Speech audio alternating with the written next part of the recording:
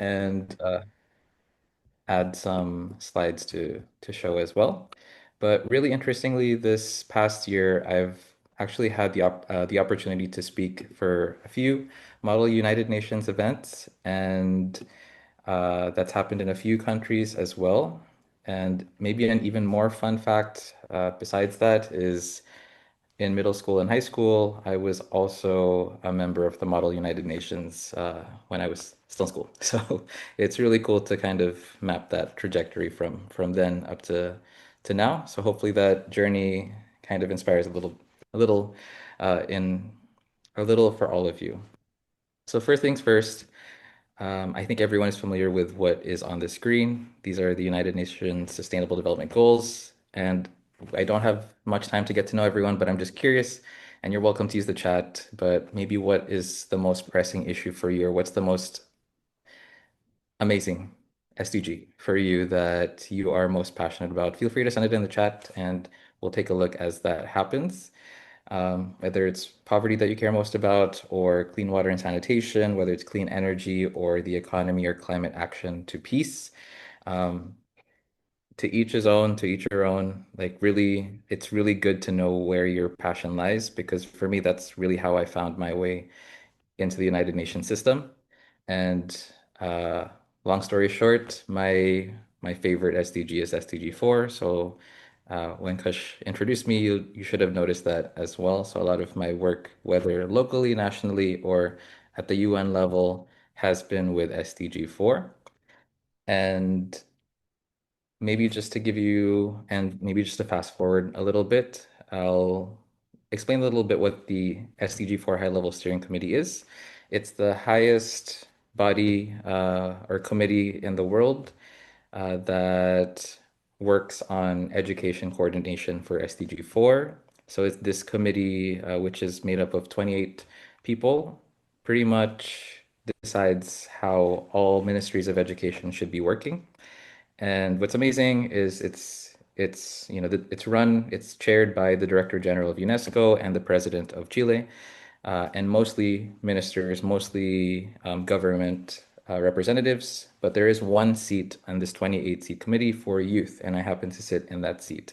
So it's really cool that there are now spaces for young people to speak up at really high level spaces. And that is pretty much going to be my bottom line for all of this.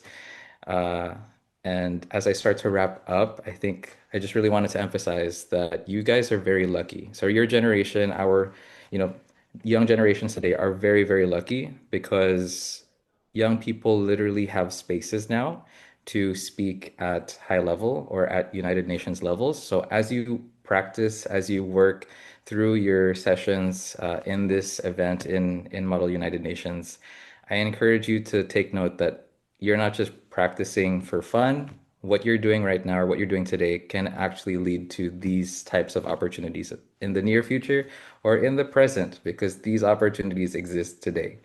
And on the slide are just concrete examples of how the UN is really opening its doors to young people. And I encourage all of you to take a look about this recent history of inclusion of young people in the UN system.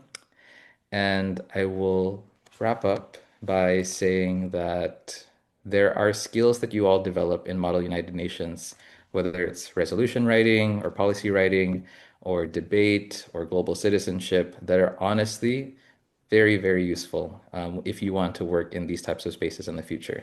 I personally do not work for the United Nations, and I prefer that.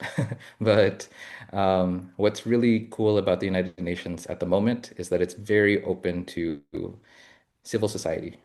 So if you just feel like you want to work um, on something very specific, very local, some advocacy you're just really passionate about without working in a government or without working in the United Nations, you actually still have a voice at the United Nations level.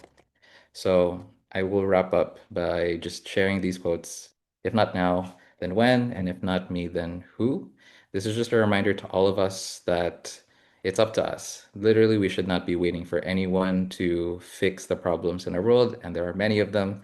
So it's really up to us, especially young people, to make things move and take action. And there's no better time than now, and it's really up to us to start getting to work. So feel free to contact me after this. This is my email address.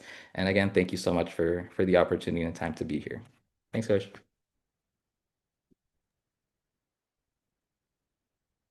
All right. Thank you so much. That was a great speech, and I think we all learned a lot from that and can be inspired for future endeavors.